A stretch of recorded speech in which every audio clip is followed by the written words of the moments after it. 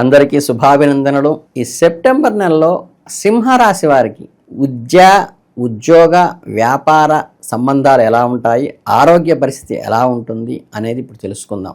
గ్రహ సంచారం మీ దైనందిన జీవితంపై తీవ్రమైన ప్రభావాన్ని చూపిస్తోంది. కొన్నిసార్లు అనుకూల పవనాలు వేస్తే కొన్నిసార్లు మీ ఓర్పుకి సహనానికి పరీక్షగా కూడా పరిణమించే అవకాశం ఉంది. కాకపోతే ఒక్కసారి సంయమనం పాటించండి. మీ ఎయిమ్ని గోల్ని ఎట్టి పరిస్థితుల్లో పక్కకి డైవర్ట్ కాకుండా మీరు ఏ ఉద్దేశంతో అయితే ప్రారంభించారో ఆ ఉద్దేశానికి ఆటంకాలు కలిగించే వాళ్ళని జాగ్రత్తగా గుర్తించి జాగ్రత్తగా వైదొలగించండి మీ జీవితంలోంచి. సంక్లిష్టమైన కలయిక కారణంగా మీ మాసంలో మీరు ఆశించిన ఫలితాలు అందుకోవటానికి సాధారణం కంటే ఎక్కువ ప్రయత్నం చేయవలసి వస్తుంది. ఇది కష్టసాధ్యమే కానీ అసాధ్యం కాదని గుర్తుపెట్టుకొని వ్యవహరించండి. అలాగే ఈ మాసంలో గ్రహస్థితులు పరిశీలిస్తే మీ జీవితంలో వివిధ అంశాలపై అంటే డిఫరెంట్ డైరెక్షన్స్తో కొత్త కోణంలో మీరు ఆవిష్కృతమయ్యేటువంటి అంటే ఎక్స్పోజ్ అయ్యేటువంటి అవకాశం ఉంది. అంతర్ముఖత్వాన్ని ప్రతీకైన కేతువు కలయిక మీ ఇంట్లో కుటుంబము మరియు ధనస్థానంలో కలుగుతోంది. 3 గ్రహాల కలయిక మీ మాట తీరుపై తీవ్ర ప్రభావాన్ని చూపిస్తుంది. కొన్నిసార్లు మీ మాటలు కఠినంగా ఇతరులు నొప్పించేటుగా వచ్చేటువంటి అవకాశం ఉన్నది. కొంచెం వాక్ని కంట్రోల్లో పెట్టుకోండి. ఇంట్లో శుక్రుడి సంచారం కొనసాగుతోంది 12వ ఇంట్లో. కనుకేంటంటే కొంత సుఖభోగాలకు అది దారితీస్తుంది. మరోవైపు లాభస్థానమైన 11వ ఇంట్లో బృహస్పతి సంచారం వల్ల గొప్ప శుభ పరిణామాలు కలిగే అవకాశం ఉంది. పెద్దల సహకారము, కుటుంబంలో మీకు ఎవరైతే గైడ్గా ఉంటారో వాళ్ళ సహకారం తీసుకోండి. అలాగే అష్టమ శని ప్రభావంలో మీ జీవితంలో కొన్ని కఠినమైన పాఠాలను నేర్చుకుంటారు. సప్తమ స్థానంలో రాహు సంచారం వల్ల వైవాహిక జీవితంలో మరియు భాగస్వామ్య వ్యాపారంలో కొన్ని అపార్థాలు తలెత్తే అవకాశం ఉంది. అది పెళ్ళి అయిన వాళ్ళకి. అలాగే ఇక వృత్తిపరంగాను సింహరాశి వారికి ఈ మాట మధ్యస్థంగా ఉంటుంది. మీ శక్తియుక్తులతో పనిచేయవలసిన అవసరం ఉంది. శక్తి, యుక్తి, పవర్ అండ్ ఇంటెలిజెన్సే మీకు ఉపయోగపడుతుంది.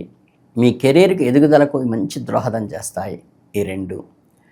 అలాగే కుటుంబ సభ్యులతో వాళ్ళ ఆత్మీయత అనుబంధాలు పెంచుకోవడానికి, వాళ్ళకి సహాయం చేయడానికి మీరు ఎప్పుడైతే సహకరిస్తారో వాళ్ళ అనుబంధాలు బలపడే అవకాశం ఉంది. అలాగే అవివాహితులకు వివాహ ప్రయత్నాలు సక్సెస్ఫుల్గా జరుగుతాయి. వివాహానికి సంబంధించిన చర్చలు సఫలవంతమవుతాయి. కొందరికి నిశ్చితార్థం లాంటివి కూడా జరిగే అవకాశం ఉన్నది. మీరు కోరుకున్నటువంటి జీవిత భాగస్వామి లభించే అవకాశం ఉన్నది. ప్రేమలో ఉన్న వారికైతే బంధాన్ని తదుపరి స్థాయికి చేసుకునే అవకాశం ఉంది. పెద్దల అంగీకారంతో మీ ప్రేమను సఫలీకృతం చేసుకునే అవకాశం కూడా ఉన్నది. ఇక ఫైనాన్షియల్గా తీసుకుంటే ఏంటంటే ఆర్థిక పరిస్థితి కొంత అనిశ్చిత, అప్ అండ్ డౌన్స్ ఉండే అవకాశం ఉన్నది. ధన ప్రవాహానికి ఏదో అబ్స్ట్రక్షన్ వచ్చి వెనక ఆగుతున్నట్లుగా అనిపిస్తుంది. వ్యయస్థానంలో శుక్రుడు ఉండడం వల్ల ఖర్చులు ఉంటాయి, అనవసరమైన ఖర్చులు ఉంటాయి. దాన్ని గమనించుకుని అవసరమైన వాటికి మాత్రమే ఆర్థికంగా వెచ్చించి మిగతా దాన్ని కంట్రోల్ చేసుకోవడానికి మానసికంగా సిద్ధపడండి.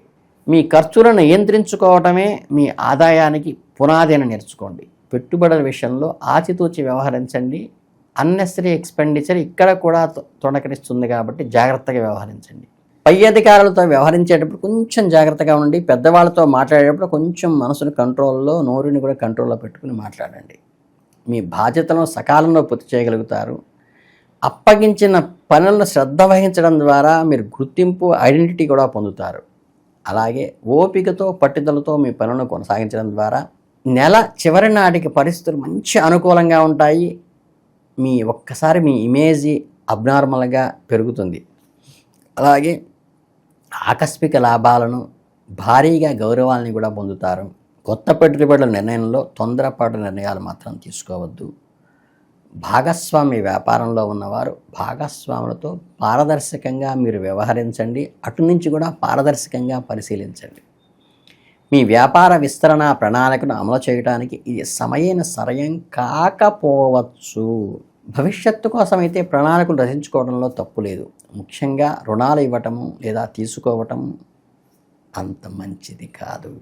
నెల గడిచే కొద్దీ గురుబలం వల్ల వ్యాపారంలో అనుకూలత పెరుగుతుంది, కానీ కొత్త పెట్టుబడుల విషయంలో జాగ్రత్తగా వహించండి. విద్యార్థులకు సెప్టెంబర్ మాసంలో మంచి లాభదాయకంగా ఉంటుంది. మీలోని జ్ఞానాన్ని సంపాదించే తపన, నేర్చుకోవాలనేటువంటి ఒక ఆసక్తి మిమ్మల్ని ఉన్నత శిఖరాలకు ఎదురోహిస్తుంది. కొత్త కొత్త బుక్స్ తీసుకొని కొత్త కొత్త ఆథర్స్వి పఠించటం ద్వారా మీకు ఒక ఇన్నోవేటివ్గా ఉండేటువంటి క్రియేషన్ పెరిగి అందరికంటే కూడా మీరు ఐడెంటిఫై అయ్యే అవకాశం విద్యార్థులకు బాగా ఉన్నది. కనుక ఈ సమయాన్ని సద్వినియోగం చేసుకోండి. మీరు కష్టపడి చదివితే ఖచ్చితంగా మంచి ఫలితాలు పొందుతారు. విజయం మీ వెనకాల పరిగెట్టుకుంటూ మీ దగ్గరికి వస్తుంది. సోమరితనాన్ని మీ దరి చేరనివ్వవద్దు. క్రమశిక్షణ, పట్టుదల మీ లక్ష్యం వైపు మిమ్మల్ని ముందు అడిగేసేలా చేస్తుంది. ఇక మీరు గృహస్థులైతే కుటుంబ విషయానికి వస్తే మీ తోబుట్టువులు మీకు అండగా నిలుస్తారు. మీరు ఏదైనా సమస్య ఎదురైనప్పుడు, సహాయం అవసరమైనప్పుడు ఖచ్చితంగా మీ సోదర సోదరీమణులను అడిగి వారి సహాయం తీసుకోండి. అది మీకు ఉపయోగపడుతుంది ఈ నెలలో. అలాగే ఆరోగ్య సమస్యల పట్ల కూడా కొద్దిగా శ్రద్ధ వహించండి. అన్నెసెసరీ ఫుడ్ తీసుకోపాకండి. అవసరమై ఆకలి వేసినప్పుడు మాత్రమే తినండి. అజీర్తికి కారణమయ్యే అవకాశం ఉన్నది కాబట్టి ఫాస్ట్ ఫుడ్స్ని తగ్గించండి. ఇక హెల్త్ పరంగా వస్తే ఏంటంటే కేతువు అష్టమ స్థానంలో, 2వ ఇంట్లో కేతువు అష్టమ స్థానంలో శని ఉండటం వల్ల 12వ ఇంట్లో శుక్రుడు సంచారం వల్ల కూడా కొద్దిగా ఆర్థిక ఇబ్బంది కాకుండా మానసిక ఇబ్బంది, అనారోగ్య సమస్యలు కూడా వచ్చేటువంటి అవకాశం ఉంది.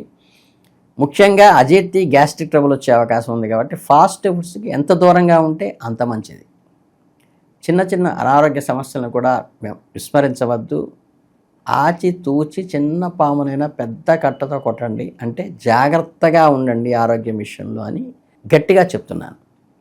ఇకపోతే విశ్రాంతి తీసుకోవటము, ఆరోగ్యాన్ని నిర్లక్ష్యం చేయకుండా ఉండటము, ఆరోగ్యకరమైన ఆహారం తీసుకోవటము మీ ప్రథమ కర్తవ్యం ఈ మాసంలో.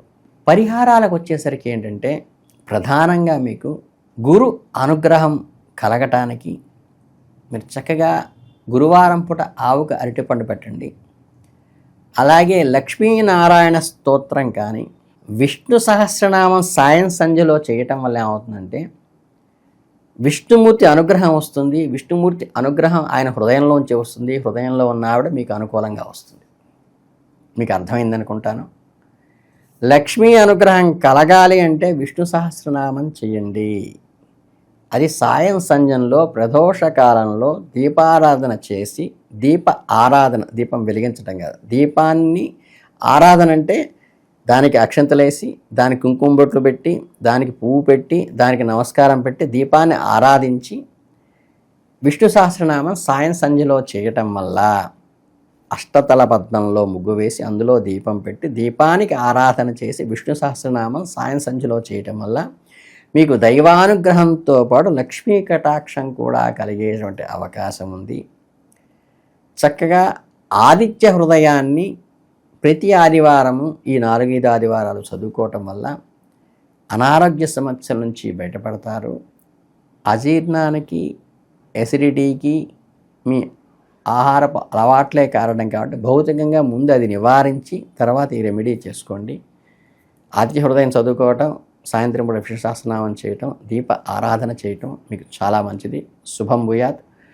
ఈ సింహరాశి వారికి అద్భుతంగా ఉంటుందని మనస్ఫూర్తిగా కోరుకుంటూ ధన్యవాదాలు.